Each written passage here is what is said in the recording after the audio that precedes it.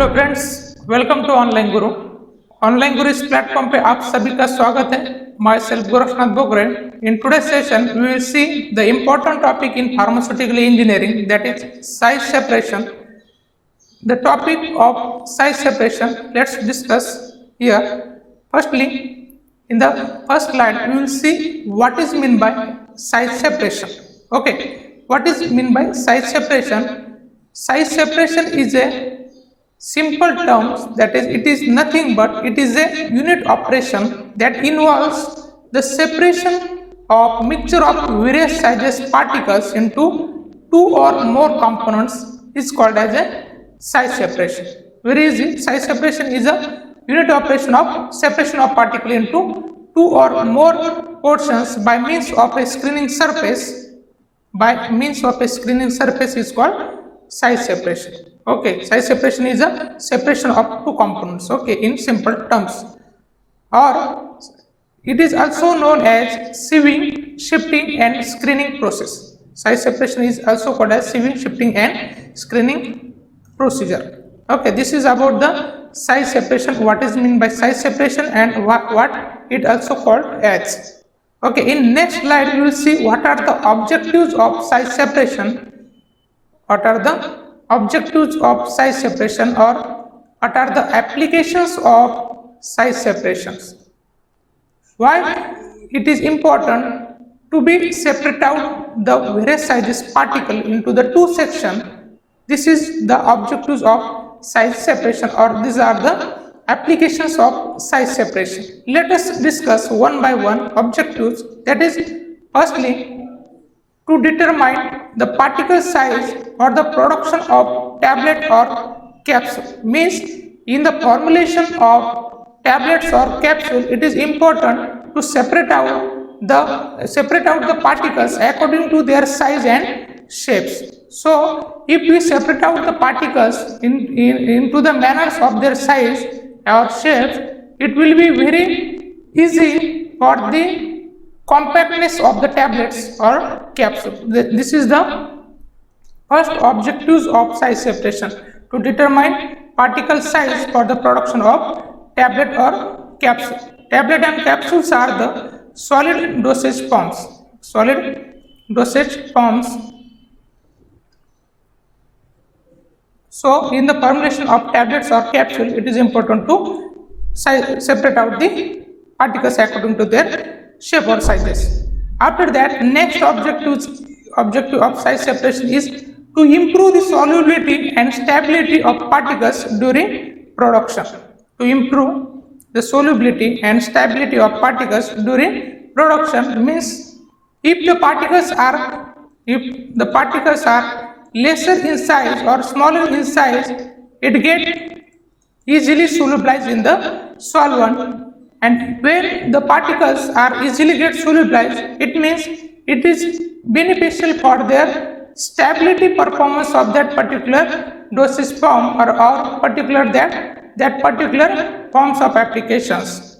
So it is important to separate out the particles for the improvement of solubility as well as stability of the particles during production. So this is important for the solubility and stability. Solubility and stability. After that, the next objectives of size separation is for the quality control of raw material. To check out the quality standards, that is quality control of raw material, it is the next objectives of the size separation. After that, to optimize the feed rate, agitation, screening during production. Okay, if we have to know about their particles agitation or feed rate, it is important to separate out the particles. Okay, to optimize the feed rate means to understand or to know the flowability rate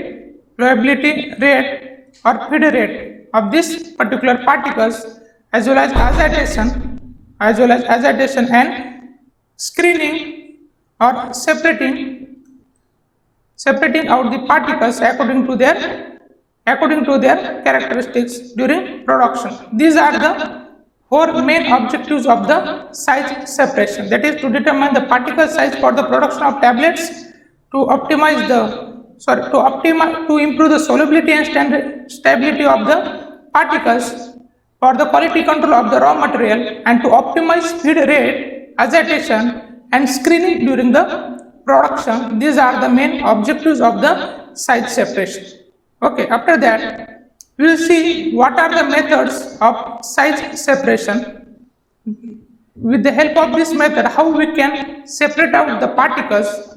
In these methods of size separation, the methods are firstly sieving methods.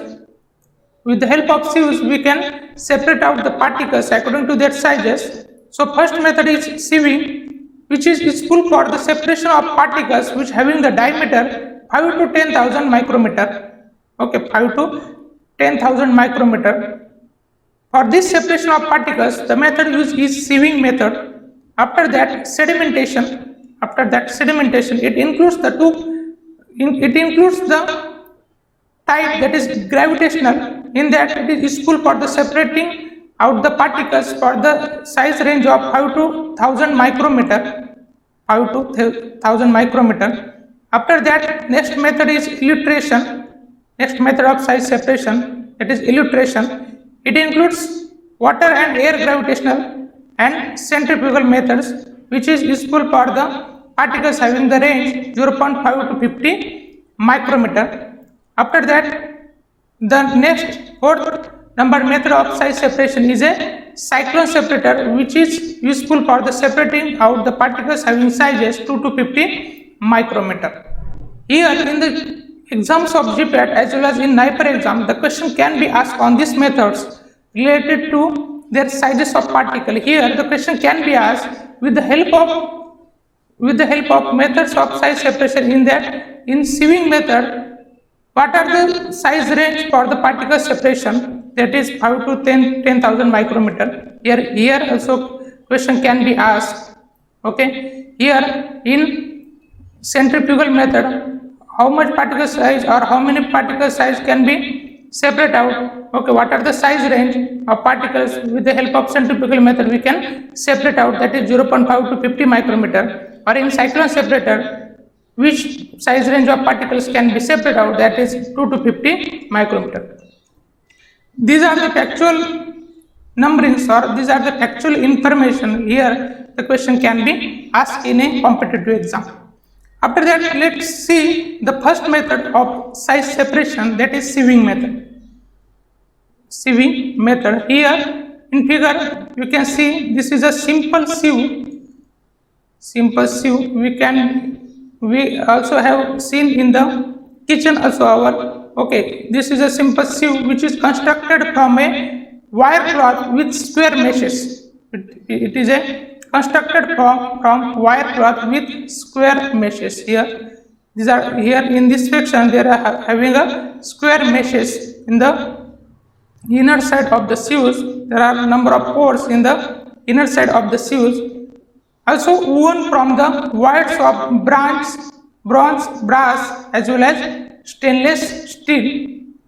Woven from wires of bronze, brass and stainless steel. After that, for the performance or for the separation of particles with the help of sieving method, it requires that wire should be uniform. Wire should have uniform circular cross section, and it should not be coated. Okay, it should not be coated with or plated with any material. This is the main requirement for this separation. Wire should have uniform cross sectional area, and it should not be coated or plated with any material. This is the first criteria. After that, there should not be any reaction between the material of sieves. The materials which we have gathered for this separation, this material should not have any reaction between the sieves and substance which is being shifted from it. Means there should not be any reaction between the material of sieve and the substance, okay, material of sieve, that is, what are the material of sieves used here in, it can be bronze, brass or stainless steel, okay. These materials of sieve should not be any reaction between this material as well as substance in between that, okay. This is the next criteria. After that, what is sieve number? Okay, what is sieve number?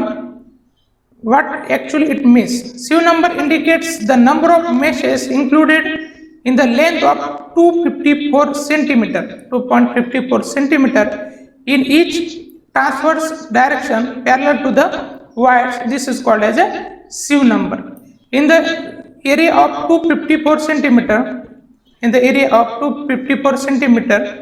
there are how many numbers of meshes included in that size, in that area is called as a sieve number. 2.54 centimeter is also equals to 1 inch. In the area of 1 inch or 254 centimeter, there are how many pores or how many number of meshes are there are called as a sieve number.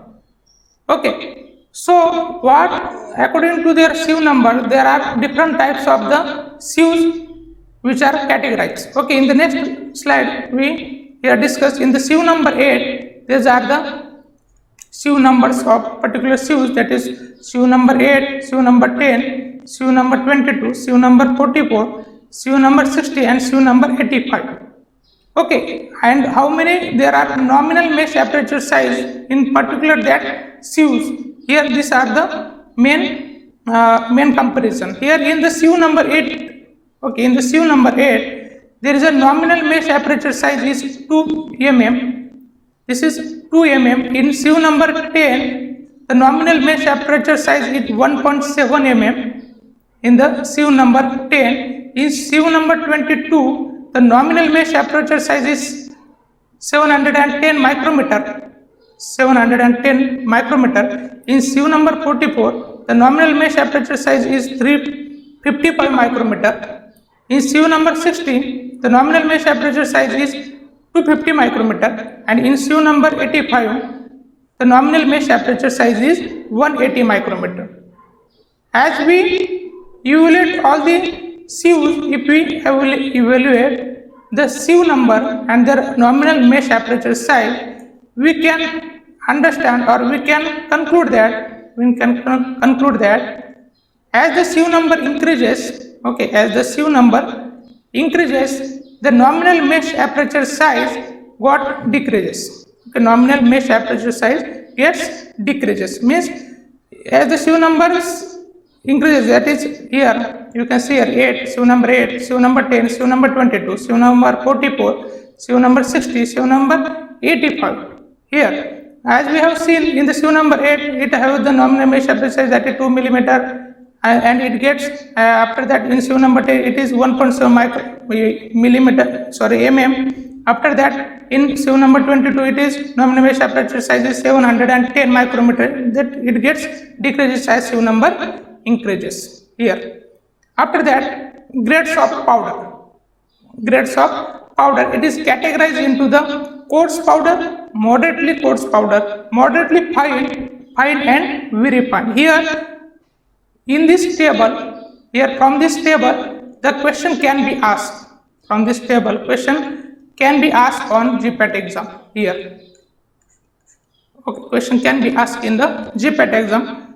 These are the grades of powder: coarse, moderately fine and very fine. Okay, when powders are called as a coarse powder, when powders are called as a moderately coarse in nature. Okay, here coarse powder means that it is passed through the sieves in which all particles, means 100% particles are passed through the sieve number 10 is called as a coarse powder, and the sieves through which not more than 40% particles are passed through the sieve number 44 is called as a coarse powder. Okay, so it is also it can be written as coarse powder 10/44, means in the sieve number 10 the 100% particles are passed through the sieve number 10 is called as a coarse powder, and the sieve through which not more than 40% particles are passed through the sieve number 44 are called as a coarse powder. And similarly, what is moderately coarse? In which the 100% particles are passed through the sieve number 22, and not more than 40% particles are passed through the sieve number 60 are called as a moderately coarse. Are called as a moderately coarse powder. That is 22/60. This is about moderately coarse. After that, when it is called as a moderately fine powder, that is all the particles, means 100% particles are passed through the sieve number 44 are called as a moderately fine, and the sieve through which not more than 40% particles are passed through the sieve number 85 are called as a moderately fine. Moderately fine. So it can be written as a 44/85. Here these are the about coarse, moderately coarse and moderately fine powders. In the GPAT exam question asked on this particular topic, when it is called as a coarse powder, what are the sieve number through which the 100% particles are passed? What are the sieve number in which not more than 40% particles are passed? Here as like question can be asked on the competitive exam. Okay. After that, fine powders in which the 100% particles are passed to the sieve number 85, and very fine in which 100% particles are passed through the sieve number 120 are called as a very fine powder, and the not more than 40% particles are passed through the sieve number in fine powder is not specified in the pharmacopoeias or in the reference sieve. Okay, so it is in the fine and very fine grades of powder. The 100% particles are passed through the sieve number 85 in the fine powders, and in very fine, that is sieve number 120. About the not more than 40% particles, these are not specified in the reference. Okay, this is about the grades of powder. Okay, after that we will see sieve shaker. Sieve shaker. With the help of sieve shaker, it is useful for the separating of the particles according to their sizes. According to size. Here in the diagram you can see this is a mechanical sieve shaker. This is a hand shank. Okay, this is hand shank. After that, this is a pressure plate. This is a mechanical pressure plate. After that, here it is a upright stanchion. This is upright stanchion. In the introductory part, you will see the labeling of the diagram. Labeling of the diagram, we have to see this is a hand shank. This is a pressure plate. This is a upright stanchion. After that, these are the sieves. Here. These are arrangement of the sieves here in the descending orders. After that, this is a nuts. Okay, this is mechanical nuts in the two areas. After that, this is vibration motor. Okay, this is a vibration motor mechanically. After that, this is about fixed handle. After that, this is vibration motor. After that, this is a motor base. These are motor base. These are we have not. It is not important what are the labeling in this section. Here it is a basic, but these sieves are arranged here according to descending order. This is a hand shank. This is a pressure plate. These are sieves are. These are the main parts of sieve shaker, and the main work of sieve shaker is to separate out the particles according to their sizes. Okay, in this we see size separation of powder is done by the passing the powder material through a set of sieves. Means these are the set of sieves. Okay, these are the set of sieves which are arranged in a descending order. Okay, these are the sieves are arranged in descending order. Means here the sieve can be arranged according to their descending order or according to their minimum mesh aperture size. As the sieve number increases, the mesh aperture size got decreases. So sieves are arranged in a descending order, that is sieves of larger aperture size is placed at the top. Okay, means here if we see if we place the sieve which has the larger aperture size which are placed at the top, the sieves which having the larger aperture size are placed at the top, and the sieves which having the less aperture size or small aperture size are placed at the bottom. Why it is important, or why this arrangement is placed as like that is to separate out the particles according to their sizes, okay, or to optimize the large number of smaller particles that are required for our solubility purpose as well as for our stability purpose in the solid versus pump. Okay, so as the particle get smaller, it is important for optimization of quality control parameters. So the sieves are arranged in a descending order. The large aperture size sieves are arranged at the top and small aperture size sieves are arranged at the bottom. After that, the material is placed in uppermost sieve. Okay, in the uppermost or in the topmost sieve, the materials are placed, and the sieves are shaken with the help of mechanical or electronic devices. These are about mechanical or electronic device section. Okay, with the help of these devices, the sieve shaker got shake, and as the sieve shaker started or as the motor started, the sieves are got disturbing or sieves are got movement out, and as this sieve shaker get movement out, these particles are separated according to their sizes with the help of their sieves aperture size. This is about the sieve shaker. Okay, in the next lecture we will see the other different methods which are used for the size separation. Okay, thank you.